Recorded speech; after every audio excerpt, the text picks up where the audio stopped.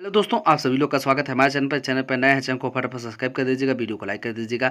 जैसे कि आप लोग जानते होंगे, बिहार शिक्षक भर्ती जब से संपन्न हुई है, एक नया विवाद सामने आता रहता है। जैसे कि इस समय जो एक बहुत ही ट्रेंडिंग मामला चल रहा है, वो सीटेट और एस्टेट को लेकर के है। सीटेट के कैंडिडेट जो है 90 से कम वाले यहाँ पर परेशान है, अदर स्टेट के कैंडिडेट। साथ ही में बिहार के कुछ कैंडिडेट 82 को लेकर के परेशान है, जो कि बिहार राज्य के हैं। तो मैं उनको स्पष्ट कर देना चाहता हूँ कि बिहार राज्य के कैंडिडेट, यदि आपका 82 नंबर है, अब यहाँ पर आरक्षण की बात है। आरक्षण में अगर आप फीमेल हैं और आपका जो 82 नंबर वाला मैटर है कि आपका 82 और 83 में कौन सा मान्य होगा, तो अगर आप 82 हैं तो 82 मान्य होगा। ठीक है, 82 83 के चक्कर में ना पड़िए, 82 आपका 100% मान्य है। अब बात करते हैं अदर स्टेट के कैंडिडेट का। ठीक है, अदर स्टेट के जो कैंडिडेट हैं, वहां पर इनको जो दिक्कतें महिलाओं को हो रही हैं, और पीएच कैंडिडेट को, अगर यहाँ पर आप जनरल मेल कैंडिडेट है, अगर आपका 90 से कम है, फिर आपको बड़ी दिक्कत होगी, क्योंकि फिर थोड़ा मैटर यहाँ पर आपको बाहर करने से कोई रोक नहीं सकता, क्योंकि आप पूरी तरीके से जो है किसी भी नियम के अनुसार से इनवैलिड हैं। ठीक, ये चीज़ आप लोग समझ गए होंगे। अब यहाँ पर जो महिला कैंडिडेट और पीएच कैंडिडेट हैं, उनके बारे में आप लोग जानते होंगे, नोटिफिकेशन के हिसाब से वो लोग सही हैं। ठीक है, अब माननीय पटना हाईकोर्ट ने एक आदेश जारी किया, जिसके बाद से कैंडिडेट को बाहर किया जा रहा है। यानी कि वो आदेश शिक्षा विभाग तुरंत मान लेती है, लेकिन माननीय पटना हाईकोर्ट के आदेश का जो अभी आदेश 3 अक्टूबर को जारी किया गया, ये अभी तक शिक्षा विभाग के द्वारा कोई नोटिस नहीं जारी किया। मतलब बाहर करने का जब आदेश पटना हाईकोर्ट ने दिया, तो वहाँ पर उनको तुरंत जो है शिक्षा विभाग ने तुरंत जो है सीटेट के कैंडिडेट को बाहर करने का आदेश जारी कर दिया। ठीक है, लेकिन जब उच्चतम यहाँ पर उच्च न्यायालय ने, पटना हाईकोर्ट ने तुरंत जो है स्थगन का आदेश लगाया, यानी कि स्टे दिया कि जब तक कैंडिडेट को ये इन जो सीटेट 90 से कम कैंडिडेट अदर स्टेट के हैं, वहाँ पर उनका जो तब तक बाहर नहीं किया जाएगा जब तक ये मामला यहाँ पर पेंडिंग है। यानी कि वो पूरी तरीके से एक स्टे कहा जाता है, यानी कोर्ट द्वारा स्थगन है। तो इस तरीके का आदेश माननीय हाईकोर्ट के माननीय शिक्षा विभाग के द्वारा अभी तक नहीं दिया गया। यानी कि बाहर करने का आदेश तो दिया गया था, लेकिन ना बाहर कर और रोकने का आदेश नहीं दिया गया। अब यहाँ पर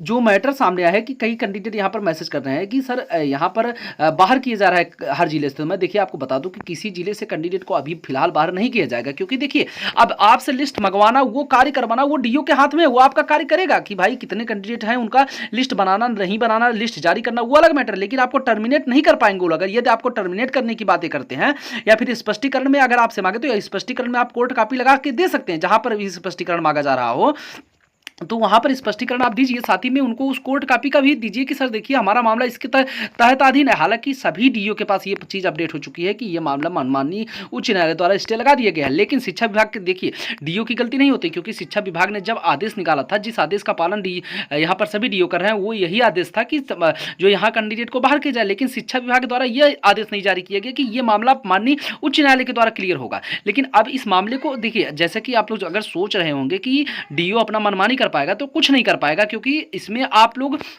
जो है जो स्थगन ऑर्डर है, उसको आप जो यहाँ पर ले जाकर के सभी डीओ के हाथ में दीजिए। अगर वो चीज़ें नहीं मानते हैं, अगर आपको फिर भी टर्मिनेट करने की बातें करते हैं, तो नॉर्मल सी बात है कि कंटेम्प्ट ऑफ कोर्ट है, और उसके विरुद्ध आपके वकील से मिलकर के यहाँ पर कार्यवाही की जा सकती है। हालांकि कहीं भी जब तक ये मामला पेंडिंग है, कहीं भी बाहर नहीं किया जाएगा। आप लोग स्पष्टीकरण लिस्ट जारी होती है तो जारी होने दीजिए, उसमें आपको डरने की जरूरत नहीं है। लेकिन ये मामला उच्च न्यायालय के अधीन है और उसी के ऑर्डर पर ही कार्य होगा। अब ये मामला अभी तक हियरिंग में क्यों नहीं आ रहा है, मैं आपको बताऊं कि 3 अक्टूबर को जब ऑर्डर आ रहा था स्टे का, तो 21 अक्टूबर को डेट लगाई गई थी। 21 अक्टूबर को माननीय जज साहब की छुट्टी थे। ठीक है, छुट्टी पे थे, तो ये मामला जो यहाँ पर वो थोड़ा सा मैं आपको बताना चाहता हूँ कि ये मामला सरकार के अधीन, ज्यादातर जो मामले ऐसे होते हैं, इस पे सरकार से विचार विमर्श जज साहब जब तक नहीं कर पाते हैं, तब तक इस पे आदेश देना बहुत ही मुश्किल हो जाता है। क्योंकि ये मामला नोटिफिकेशन को देखेंगे तो जो है यहाँ पर फिर कैंडिडेट सही हो रहे हैं। अब यहाँ पर अगर आरक्षण के नियम को देखेंगे तो बिहार राज्य सरकार सही हो रही है। हालांकि और यदि कोई कैंडिडेट आता है तो वो नोटिफिकेशन के हिसाब से आता है। यानी कि कैंडिडेट जो नोटिफिकेशन वाले हैं, वो 100% उनको डरने की जरूरत नहीं है, क्योंकि उनका जो यहाँ पर उनको सरकार से स्वयं यहाँ पर जो फायदा मिलेगा, क्योंकि आपने आरक्षण यहाँ पर नोटिफिकेशन में सही रखा हुआ। अब ये कोर्ट में जो स्टे मिला, ये केवल नोटिफिकेशन को वैलिडिटी के अनुसार ही मिला है। यानी कि नोटिफिकेशन को वरीयता देते हुए कोर्ट ने स्टे लगाया हुआ है। हालांकि अब जब तक इस मामले में अच्छे से सरकार से बात नहीं हो जाएगी, तब तक यहाँ पर कोर्ट कोई आदेश नहीं देगी। आप ये समझ लीजिए, अभी इसके बारे में आपको इंतजार करना पड़ेगा। लेकिन डरने की जरूरत नहीं है, जितने कैंडिडेट जॉब में हैं उनको यहाँ पर बाहर नहीं किया जाएगा। और ये मामला वैसे जीत की तरफ ही है, स्टे लगाना इस मैटर पर कि जज साहब अगर ये मानते हैं कि जो है यहाँ पर मामला जो नोटिफिकेशन के हिसाब से सही हो रहा है तो आपको स्टे मिला हुआ है, तो संभवतः जीत भी मिल सकती है। इसके लिए आपको इंतजार करना पड़ेगा, लेकिन आप परेशान ना हो, आपकी नौकरी नहीं जाएगी। अगर जाती है या फिर सैलरी कहीं रोकी जाती है तो आप इस मामले पर तुरंत डीओ के पास पहुंचिए और वहां पर इस तरीके का आदेश दिखाइए, ठीक है। अब यहाँ पर बात करते हैं स्टेट को लेकर के। देखिए स्टेट में जो कैंडिडेट महिला कैंडिडेट 50% यानी कि तकरीबन जो उनका क्वालिफाइंग मार्क दिया गया था 40% दिया गया था, यानी 75 नंबर से जो कैंडिडेट कम है वो परेशान है। तो देखिए स्टेट को कुछ नहीं होने वाला, मैं बता देना चाहता हूँ, क्योंकि स्टेट का जो ऑर्डर आया, मैंने 2-3 डीओ से बात की कि सर ये स्टेट को लेकर के जो ऑर्डर दिए जा रहे हैं कई जिले में वो कैसा है, तो उन्होंने बोला कि देखिए वो एक अभाव की वजह से, यानी कि सीटेट की वजह से उस कैंडिडेट का यहां पर जांच किया जा रहा है जो कैंडिडेट यहां पर मतलब अदर दूसरे राज्य से आए, तो वहां पर स्टेट का जो डॉक्यूमेंट्स वेरिफिकेशन है उसको लेकर के अभी तक शिक्षा विभाग ने कोई ऐसा ऑर्डर नहीं जारी किया है जिससे जो है स्टेट के कैंडिडेट को बाहर किया जाए। अरे पागलों वाली बात आप लोग ना करिएगा, कहीं भी स्टेट के कैंडिडेट को टर्मिनेट नहीं किया गया है और टर्मिनेट भी नहीं कर पाएगा, क्योंकि शिक्षा विभाग खुद फंस रही है। जब शिक्षा विभाग, जब स्टेट का फॉर्म भराया जा रहा था, एग्जामिनेशन दिया गया, स्टेट शिक्षा विभाग ही करवाती है, राज्य सरकार ही करवाती है, और राज्य सरकार को यह बखूबी पता है कि कैंडिडेट अदर स्टेट का है और उसने फॉर्म भरा है तो वो अदर स्टेट कोटा में ही पास होगा। यदि आपने जनरल कोटा में फॉर्म भरा हुआ है, जनरल फीमेल कोटा में आप हैं और आपके पे क्वालिफाइड लिखा है, तो आपको डरने की जरूरत नहीं है। स्टेट में अगर आप मान लीजिए कभी भविष्य में समझ कोई दिक्कत करेगी तो आप उसमें कोर्ट में जाएंगे तो यहां पर निश्चित तौर पर राज्य सरकार हार जाएगी, क्योंकि राज्य सरकार ने जैसे कि जैसे सीटेट का जो मैटर था वो केंद्र सरकार द्वारा आयोजित पात्रता परीक्षा थी, और उसमें जो जैसे अभी कुछ लोग बोलेंगे कि आपका क्वालिफाइड वाली जो मैटर है वो तो सीटेट पर भी लिखा रहेगा 82 नंबर ओबीसी एससी वालों का, तो यहाँ पर तो वो बात अलग थी। सीटेट का जो मैटर था वो अलग मैटर पर था, ये जो मैटर है ये आपका अलग है। दोनों में बहुत जमीन आसमान का अंतर है, क्योंकि सीटेट का मैटर फिर जनरल वाले पे क्वालिफाइड नहीं लिखा है, ठीक है। तो वो चीजें अगर आप देखेंगे तो सीटेट का अलग है और स्टेट का अलग है, क्योंकि स्टेट राज्य सरकार द्वारा आयोजित की जाती है, ठीक है। तो आप लोगों को डरने की जरूरत नहीं है। कहीं भी किसी भी डिस्ट्रिक्ट में अभी तक स्टेट के कैंडिडेट को टर्मिनेट नहीं किया गया, ना ही कोई भी आदेश शिक्षा विभाग द्वारा यह जारी किया गया है कि स्टेट के कैंडिडेट को बाहर किया जाए। अभी तक केवल और केवल सीटेट का आदेश शिक्षा विभाग द्वारा दिया गया है और उसी आदेश का पालन हो रहा है। उसी आदेश के पालन के संदर्भ में कई जगह से स्पष्टीकरण स्टेट के कैंडिडेट से भी मांगा गया, लेकिन उस पर फिर डीओ को पता चला कि इन कैंडिडेट के ऊपर कोई दिक्कत नहीं है। अगर भविष्य में कोई समस्या होती है तो कैंडिडेट कोर्ट में जाएंगे, ये अच्छे से सरकार को पता है और उसमें सरकार हारेगी, ये भी सरकार को अच्छे से पता है।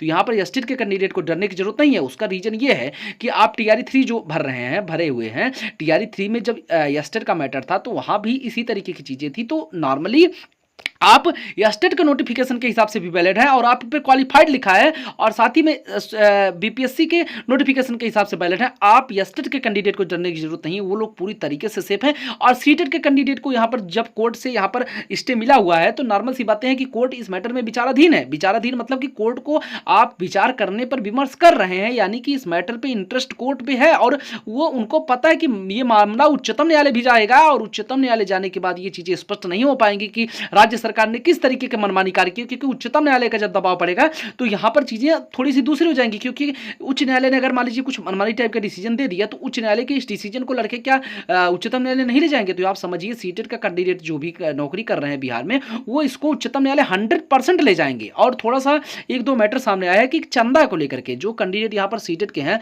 वो आपस में कई सारे ग्रुप बने हुए। देखिए मैं फिर से बता दे रहा हूँ कि हमारा कोई भी व्हाट्सएप का ग्रुप नहीं है, ना ही किसी को हमारा नंबर पता है और ना ही हम इस केस से इंटरेस्टेड हैं। बस हम जानकारी लेकर आपको बताते हैं। और चंदा वंदा वाला जो मैटर हमसे रिलेटेड हो रहा है, मतलब हमसे कोई उसका मतलब नहीं है, मैं आपको बता दे रहा हूं। सारे ग्रुप में जो चंदा लेते हैं मैं उनके ऊपर बात कर रहा हूं। तो चंदा जो कैंडिडेट ले रहे हैं, चाहे वो जिस ग्रुप के हेड हैं, वो अपना थोड़ा सा यहाँ पर ध्यान दे कि जो कैंडिडेट को अपडेट भी किया करें कि किस मैटर पर कहाँ पर चंदा जा रहा है। हालांकि मैं यही कहना चाहता हूँ कि अगर आप लोग सीटेट के कैंडिडेट जितने भी हैं वो जैसे कि किसी व्यक्ति विशेष को चंदा ना दे करके आप लोग समूह में एक बार मिल लीजिए सभी लोग, और उसके बाद अच्छी तरीके से बातें कर लीजिए कि कहाँ पर चंदा और किस वकील के पास कितना जाता है। क्योंकि यहाँ पर एक प्रकार का स्कैम चल रहा है। जैसे कि मैं देखा हूँ कि जो वकील साहब हैं उन्होंने बताया कि पैसा हमारे पास इतना आता है, और कई जगह से अपडेट मिली कि जो है यहाँ पर कैंडिडेट से 1000 2000 4000 रुपए मांगा गया है केवल सीटेट को लेकर के। तो पैसा देने से पहले आप स्पष्टिफाई कर लीजिए कि पैसा वकील साहब के पास कितना पहुंच रहा है। मान लीजिए जो कैंडिडेट लड़ रहा है उसका भाई जो खर्चा है वो अपना ले सकता है, लेकिन ये नहीं है कि आपसे लाखों रुपए, क्योंकि अगर आप देखेंगे तो नंबर ऑफ कैंडिडेट 2-3-4 हजार के आसपास है सीटेट 90 से कम लेकर के, और उस हिसाब से पैसा बहुत ज्यादा इधर उधर है। तो आप लोग पैसा देने से पहले एक बार अच्छे से वेरीफाई कर लीजिए, और अगर हो सके तो आप लोग स्वयं मिल करके जो है मन कहे तो याची बन जाइए, और मन कहे तो आप लोग मिल करके जो है इस इकट्ठा होकर लड़ेंगे तो ही कुछ हो सकता है। बाकी चंदा जो लोग दे रहे हैं वो एक बार जिनको दे रहे हैं उनसे केस का अपडेट लेते रहिए कि आप किस केस में और कहां पर चंदा दे रहे हैं, उसकी जानकारी वो उपलब्ध कराएं, ठीक है। अब यहाँ पर जो ये सारी चीज़ें थी, अभी देखिए आपको इस पे इंतज़ार करना है, डिसीजन आने के बाद ही चीज़ें स्पष्टिफ़ाई होंगी और जो डरने की ज़रूरत नहीं है। बीपीएससी टीआरई 3 के रिजल्ट के पहले ये डिसीजन आएगा 100%, इसलिए टीआरई 3 का रिजल्ट लगातार डिले हो रहा है। आप समझिए, यहाँ पर कई सारे मैटर टीआरई 3 के रिजल्ट को डिले करके ले गए हैं। अब ये मामला जब तक विचाराधीन है कोर्ट के अंदर, तब तक टीआरई 3 का रिजल्ट भी आएगा, तब भी उनको इस आदेश पर उनका चयन करना पड़ेगा कैंडिडेट का, डीबी करवाना पड़ेगा, क्योंकि आप कैसे बाहर करेंगे। अब नई नियुक्ति के पहले इस रिजल्ट को आना 100% श्योर है और इसके लिए आप परेशान ना हो। जल्द से जल्द जब डेट लगेगी, माननीय जज साहब जैसे ही राज्य सरकार से हरी झंडी पाएंगे, तुरंत यहाँ पर क्योंकि देखिए यहाँ पर अब ये ना कहिए कि कोर्ट किस आदेश तरीके का आदेश जारी, यहाँ पर राज्य सरकार से विचार विमर्श करती है। कोई भी डिसीजन करने से पहले यहाँ पर विचार विमर्श, हालांकि वो लोग ऐसा डिसीजन नहीं करेंगे जो बाध्यकारी हो और यहाँ पर कैंडिडेट पूरी तरीके से गलत रहे, ठीक है, क्योंकि उनको पता है कि मामला सुप्रीम कोर्ट जाएगा, फिर वहां किसी की नहीं सुनी जाएगी, तब वहां पर दिक्कतें होंगी ना। तो इस तरीके के लिए आप लोग को डरने की जरूरत नहीं। स्टेट के कैंडिडेट बिल्कुल ना डरें, वो पूरी तरीके से सेफ हैं, कभी भी उनको कोई भी प्रॉब्लम का सामना नहीं करना पड़ेगा। जहां भी स्पष्टीकरण मांगा गया है स्पष्टीकरण दीजिए, लेकिन मैं स्टेट के कैंडिडेट को फिर से बोल रहा हूं कि स्टेट डरिएगा नहीं।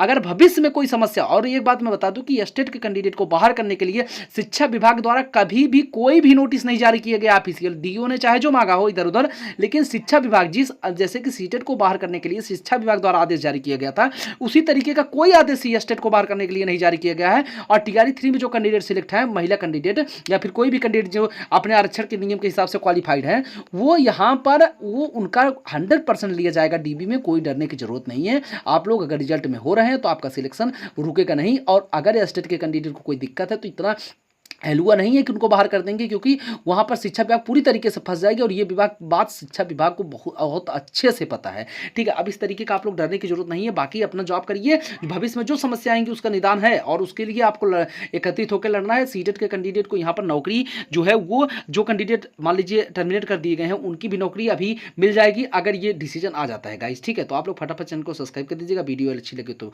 वीडियो को लाइक कर दीजिएगा।